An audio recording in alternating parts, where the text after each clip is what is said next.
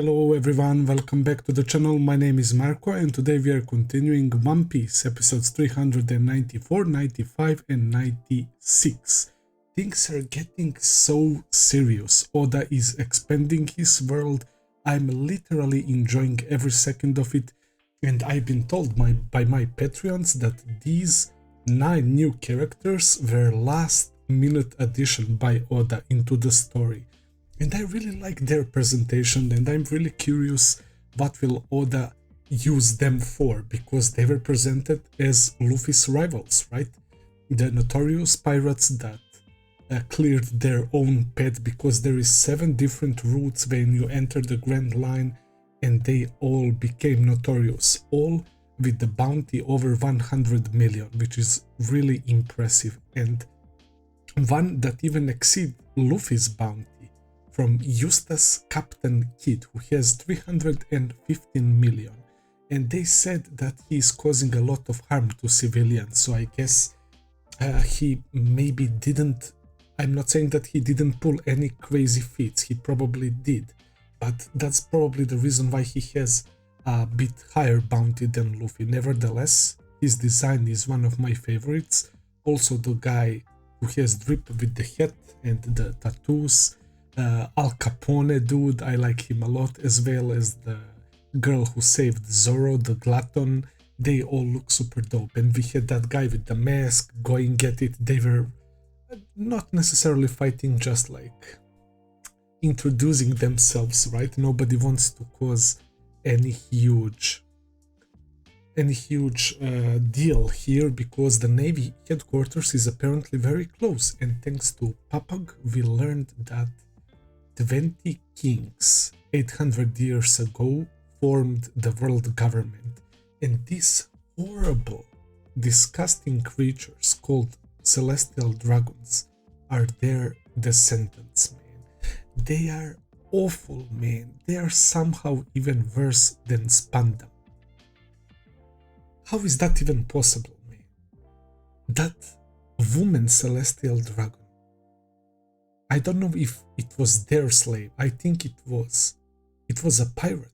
He had a collar around his neck, and the collar exploded.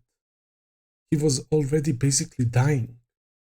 He said that he has a child and wife, and that he doesn't want to continue being a pirate. He doesn't want to go to New World. He wants to go home. And the collar explodes. The woman celestial dragon approaches him, starts kicking him, and shoots him with the gun several times. They don't want to breathe the same air as the commoners, as they're referring to common ordinary people. I've never felt so disgusted by another human being, man. And not to mention the other guy with the snot out of his nose, who stopped people going into emergency because there was a guy that's literally bleeding. And because everyone should stop what they're doing and bow down or whatever, he got triggered because some people were moving.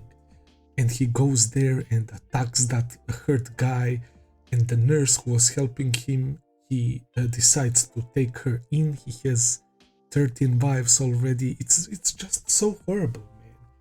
Oda is doing a great job by portraying these celestial dragons as something completely disgusting, irredeemable, and I kinda like that in terms of story, because the world government that is ruling 800 years ago, they are some nasty people, man. And the fact that Navy is backing them, but we have some good characters in Navy, right? There is the potential for some sort of internal conflict in the future, I suppose, knowing that there are characters like Garp, Smoker, Aokiji is mysterious fellow as well, but we know that there are douchebags in Navy, so that's why I'm hoping there will be like the coup d'etat or something like that. Luffy, of course, wanted to step up and shout immediately, but thank God that Hachin was there, covering Luffy's mouth and restraining him. And meanwhile, my boy Zoro, there was nobody to stop him. Actually, he was stopped by the glutton girl, but he already came so close to killing that guy, man. My man Zoro dodged those bullets, immediately got in range and was about to behead that ugly fool, and this girl saved him and herself in a sense, because if you harm Celestial Dragon, Admiral will attack you. Admiral will hunt you down with his fleet, man. Holy shit. And we know how powerful Aokiji was. There is 3 of them. There is a guy called Akainu and a guy called Kizaru. So, pretty scary stuff, not gonna lie. I'm really liking this because it's setting such a dark and serious tone to the series, man. And Shaki, the bar owner, a super chill lady, ex-pirate, and her husband is also ex-pirate, apparently 100 times stronger than Luffy and the others, and he's a craftsman that can coat our ship in resin so that we can go underwater. And he's not there. He's not there for 6 months. When they proposed that they should wait him there, she's like, okay, you can, but he hasn't been home in 6 months. He's like off chasing girls or gambling or whatever. So yeah, but at least we can narrow it down to the Loveless area, which is like, I forgot the number, from 1 until I can't really remember, but I know that we are at number 13, right? And we docked at 41. That's what I remember. She's the one to tell us about the rivals, and she's like, don't you read newspapers? Are you keeping up with your rivals? Having information can be a weapon itself, right? And I kind of agree with that, but of course we are going on adventure. We are doing our thing. We are not bothered what the other pirates are doing. So I like that about Luffy and our crew. We have our own goals and our collective goal to find One Piece, man. So it's pretty much clear also that fishmen and merfolk, mermaids, are not welcome here. And we saw a little tiny bit of backstory. I mean, it's not a backstory, it's just a flashback of Kami looking at the amusement park when she was a kid with dreamy eyes, dreaming about riding one of the rides, and I was glad that her wish came true, but she got snatched, she got kidnapped by that fucking Peterman with the triangle like mouth or whatever. He looks super creepy. They don't look strong, they look like a bunch of fodder, but we were having fun and she was left alone, so I can't really blame anyone, but also considering that bounty hunters, pirates, and where trading pirates is allowed, and where there is navy and all of this shit, we shouldn't let our guard down, but it happened and Kami is now gone, so I have no doubt that Luffy and the others will prioritize rescuing Kami. We already talked to Sanji on the phone, who is ready to call Flying Fish Riders, Duval and the others. That came in as a surprise. I thought that we definitely finished with them, but Sanji decides to mention them and get them involved, which would kind of make sense because they are using those flying fish and they can scout the area, right? They can be a very long time in the air, so I guess they're perfect for surging people. Really exciting stuff. Can't wait to see what happens next. So without further ado, let's jump into episode 394. Let's begin.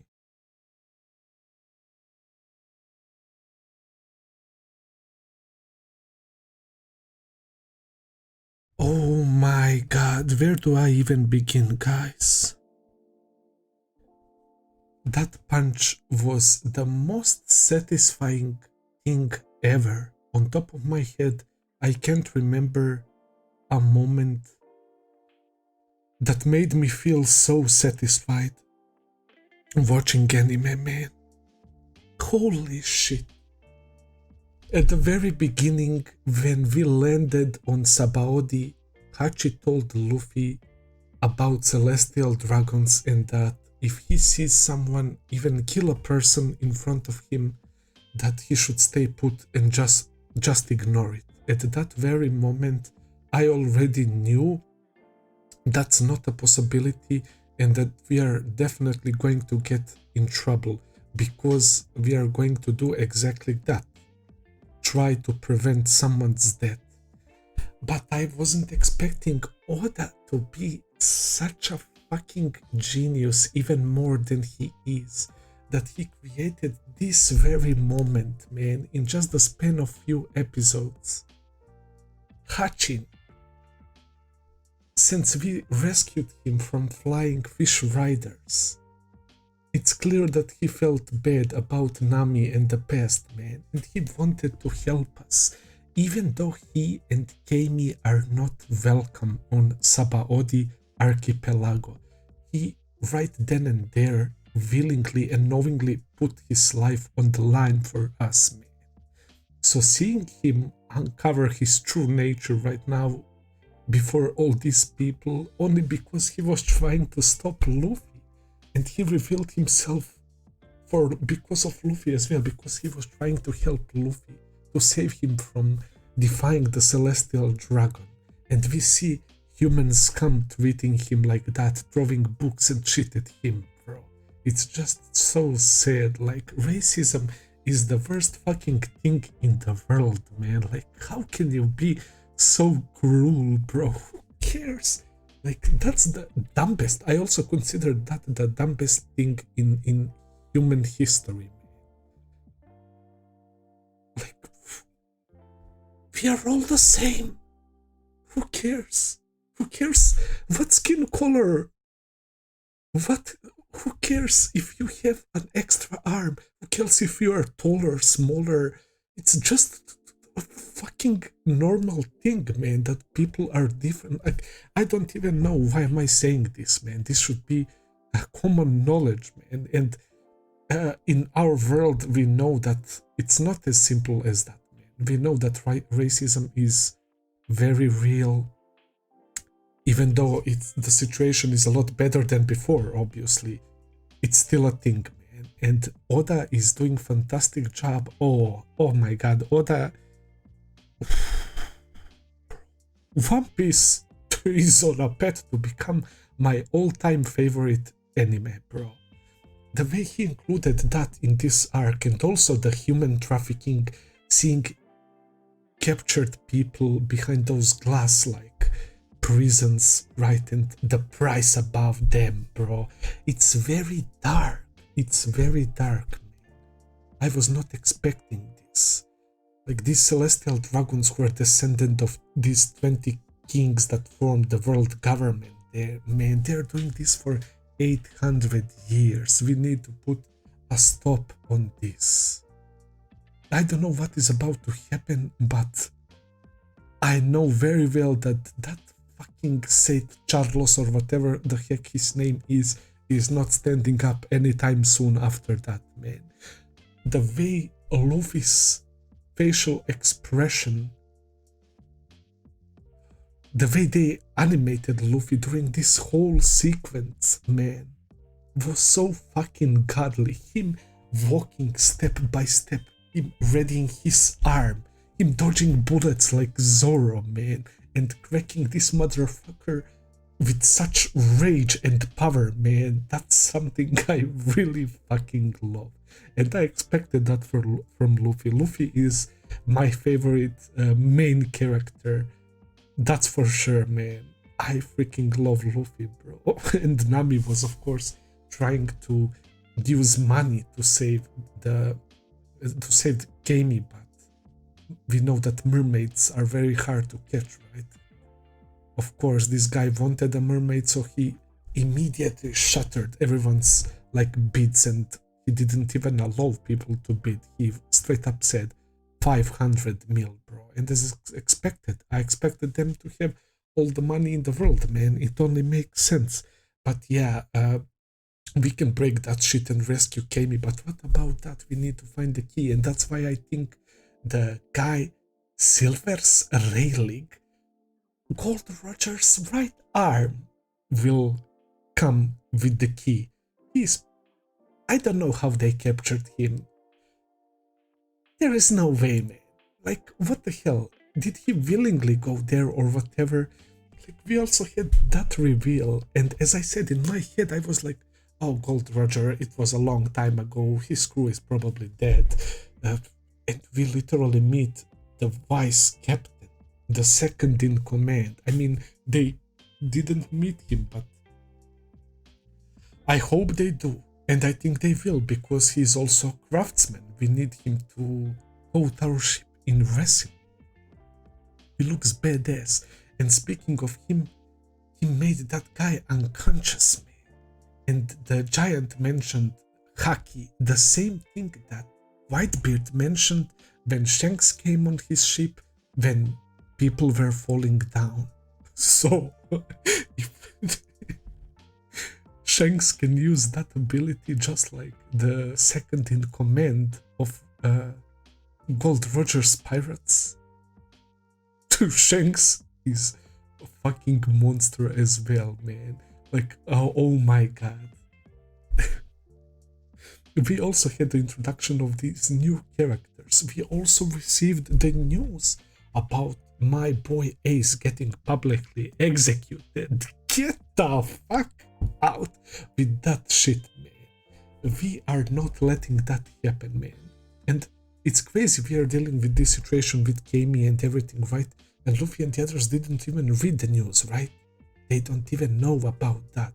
And that's the connection to Garp, when Garp said we can't go against two legendary pirates right now, because they are fully aware that Whitebeard is about to fuck things up. There will be war, and that's why there is not that much navy stationed on Sabaody archipelago. Like, what the fuck, Oda? What is this writing, man? Everything is going down. It's incredible, man. This last scene only, bro, like, if nothing happened in these 3 episodes, like, we got some sort of fillers or comedy, only that punch would be enough. But not to mention all the other info that we got, man. It's crazy. It's straight up crazy. I know that we are about to be in trouble, and as I said, we already declared the war on world government, man. Fuck it.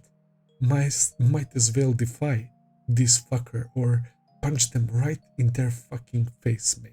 That guy deserves to die. Straight up, man. Holy shit, was that good. Now, I don't know what happens next. I assume we break the fucking aquarium, we get Kami, and we are going to have to find the key, and my prediction is that the Rayleigh dude is going to give us key. He will appear because he obviously has his own reasons why he was there. I doubt that they captured him, there is no way, or maybe he was sleeping or something, but he can get any time out. That's the vibe I'm getting about him. And after that we are probably going to escape, and meanwhile they will probably read the news about Ace, and that's where Luffy's emotions might come into play, right? Because we know that at the end of the thriller arc, as I said, Luffy said that they both have their own adventures, that Ace would feel weird or embarrassed if Luffy came to his help, but if he reads that they're about to kill his brother, publicly execute him, I don't think that Luffy will simply ignore that, man. There is no way in hell. So I don't really know where do we go from here. I will just say this, guys. Thank you for watching, and thank you for making me watch One Piece, man. One Piece is such a phenomenal story. It's making me feel very special, man. I am so glad that we live in this era, that we are experiencing this story, is all I wanted to say. So hopefully you enjoyed reactions. If you did, please consider subscribing, leave a like, comment, all that good stuff as always. Check out my Patreon page if you want to see a few episodes early. I will be seeing you very soon with another video. Until then, take care and have a nice day. See ya, guys.